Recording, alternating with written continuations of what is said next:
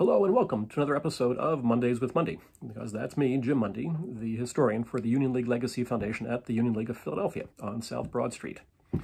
So we spent the last 2 weeks talking about the dates of April 14th and 15th of 1865, because those were the dates on which Abraham Lincoln was shot and on which he died.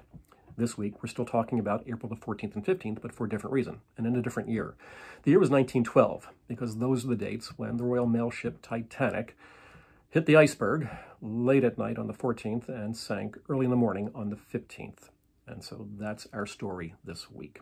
And of course, as you can imagine, there are connections between the Titanic, Philadelphia, and the Union League itself. So here's our story. And it starts with a young gentleman named Clement A. Griscom.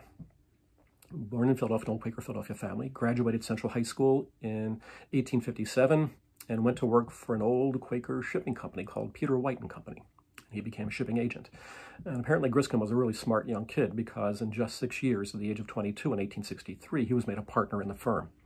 3 years after that, in 1866, he would join the Union League of Philadelphia.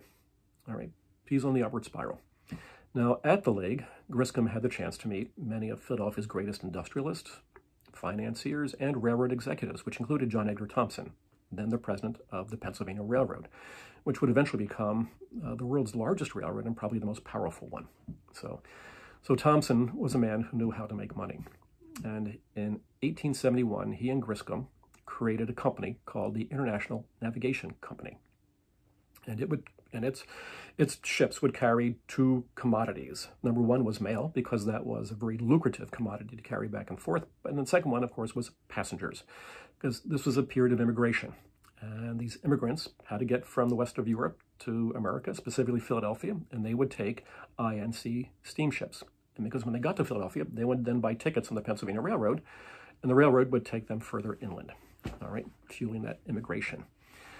So INC is off to a running start, and it was financed by something called the Fidelity Insurance Trust and Safe Deposit Company that was organized in 1866 by a League member named Clarence Clark, whose family bank helped literally bankroll the American Civil War. And so Clarence Clark was a wealthy Philadelphian, and he was joined by two other League members in 1866, Peter A.B. Weiner and Thomas Drake. And they will come back into the story a little later on. Okay, so it's 1871, the INC is up and running. They become an incredibly successful steamship company in many, many different ways. And over the course of the 19th century, Griscom will become known as the senior figure in the American shipping industry. And he was that good and that well respected.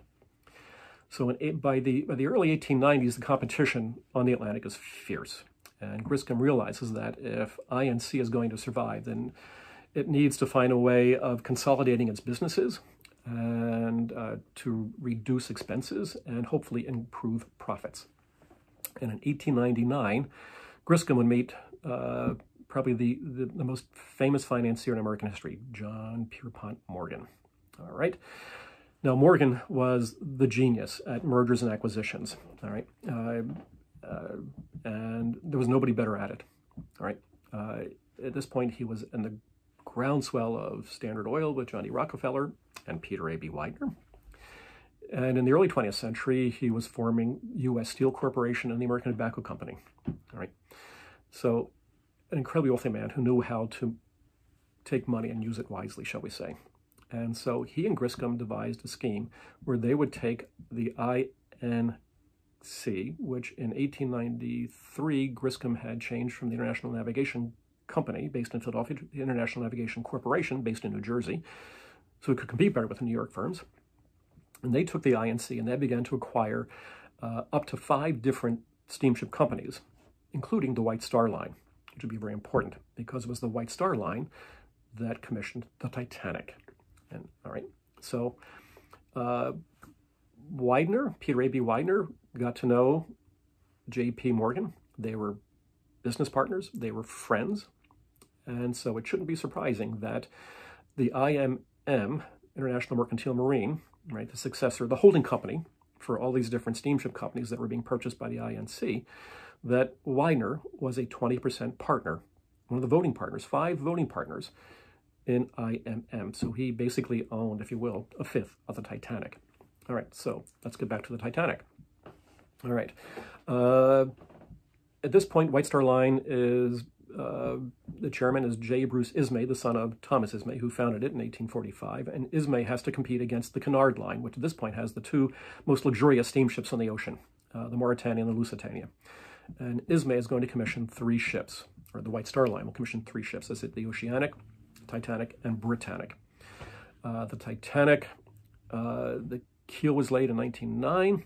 Its sea trials, it was launched in 1911, and the sea trials took place in early April of 1912 because its maiden voyage was set for April the 12th from Queenstown Harbor, now today known as Cove, or south of Cork on the south coast of Ireland, to New York City. Now, as you can imagine, and this was built as the most luxurious ship on the water, and therefore it attracted a lot of attention and a lot of wealthy people, including a number of League members. So let's go to them. Start with the Weiner family. So Peter A.B. Widener's son, George, and his grandson, Harry, and George's wife, Eleanor Elkins, were on the ship. All right, now, they were in Paris looking for a French chef for their new hotel, the Ritz-Carlton, at Broad and Walnut Streets, opposite the old Bellevue Stratford Hotel. Their son, Harry, who came with them, who was a recent graduate from Harvard. Harry graduated from Harvard in 1907 and joined the League in 1909. His father had joined the League in 1887, and his father, again, as we knew, in 1866, his grandfather. So you have the 3 Wideners, all right? Harry picked up the boat in Southampton, which then went to Cherbourg, okay? Also on the boat in Cherbourg, we would find the John Borland Thayer family. John B. Thayer came from an old Philadelphia family, well off, as you can imagine. John B. Thayer graduated from the University of Pennsylvania in 1881. He was known as one of the best cricket players in America and baseball. He captained the University of Pennsylvania baseball team in 1897. When he graduated, in 1879, and when he graduated from Penn in 1881, he went to work for the Pennsylvania Railroad. And the way the Pennsylvania Railroad hierarchy worked is that there was a president, then a first vice president, second, third, fourth, fifth, and sixth.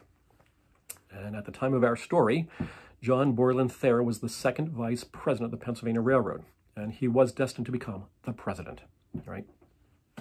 So, John B. Thayer's wife was on board, as well as his son, young Jack B. Thayer III. All right. Now, they had been in Germany as guests of the American honorary consul. They were on their way back to Philadelphia at the end of their trip. And then there was another League member on board named Frederick Sutton. And Frederick Sutton was an immigrant from England, Suffolk in East Anglia. In 1850, became basically a coffee merchant on Front Street and along the wharves, but also became a banker and a real estate developer, and was better well known as the developer of the New Jersey shoreline, specifically a place called 5 Mile Beach, which today we know as Wildwood, right? Halfway between Atlantic City and Cape May, about that, all right? So they are on the ship as well, and there is another League family, and their name is Martinez Cardatha, all right? So Thomas Drake, right? One of the founding partners of the Fidelity Trust Company, as it was now known. Another Englishman went to Philadelphia, right? Made his money in textiles during the Civil War, as we heard.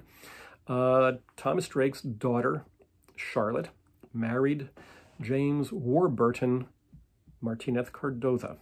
All right. Now, James Warburton was the grandson of Count Juan Martinez Cardoza, who came to Philadelphia from Spain in the mid-19th century. Very wealthy man.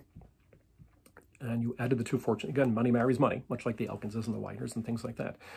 And so Thomas Drake's only child, Charlotte, was raised in Germantown, Pennsylvania, the Germantown neighborhood in Philadelphia, and an animal lover, and actually a big game hunter. And so she and her son, by James, a son named Thomas Drake, Martinez Cardoza, were coming back from a safari in Africa and from having visited Thomas's hunting lodge in Hungary.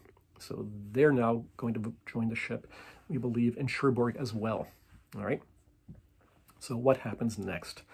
All right. So the Titanic, Southampton, Cherbourg, Queenstown, April the 12th, on its maiden voyage across the ocean.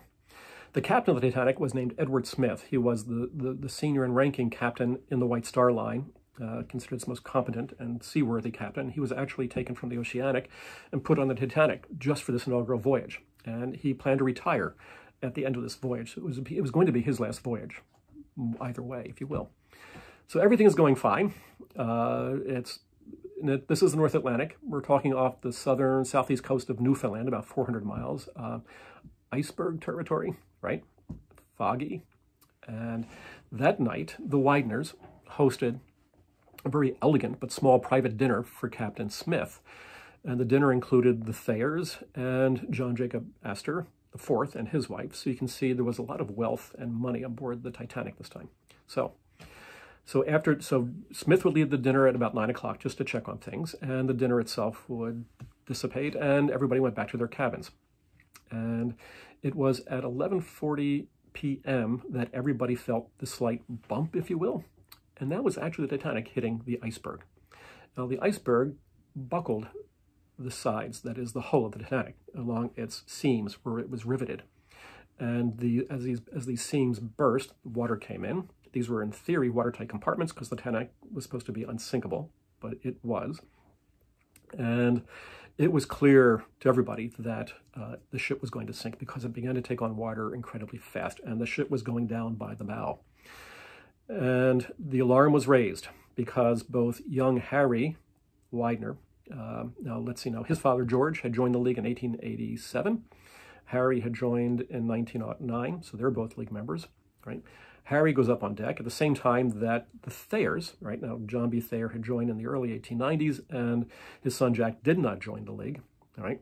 But young Jack went up on top, and they came back to their parents with the message that it's time to get up and put on life jackets and get in the lifeboats because the Titanic was sinking. Now, it was women and children in the boats, and that was the protocol that was followed by both the Weiners and the Thayers, and by Frederick Sutton. Mrs. Eleanor Elkins Weiner and her maid would go in lifeboat 3, and they would be joined by Mrs. Thayer herself. So they were off, and they were eventually picked up by the Cunard liner Capracia. And that left behind both George, Harry, John B., the Weiners, and the Thayers. 3 would go down with the ship. That is, both of the Weiners and John B. Thayer, the father. Young Jack Thayer would, at the last minute, jump overboard into that freezing Atlantic Ocean and would eventually find lifeboat number 12, which had capsized, and he would cling to the top of the hull of that lifeboat. It would eventually be picked up, I think, by the Carpathia itself as well. Frederick Sutton went down with the Titanic, and his body, one of the first to be recovered by the cable ship, the Bennett Mackay, was identified, but then buried at sea. The other 3 bodies, if they were found, were never identified at all. And that leaves the Martinez Cardezas. Now, they occupied one of the 2 most expensive suites or staterooms on the Titanic itself, B 51, 53, and 55. It included 2 bedrooms, a sitting room, and a private 50-foot balcony or promenade. So clearly, they had the money to spend.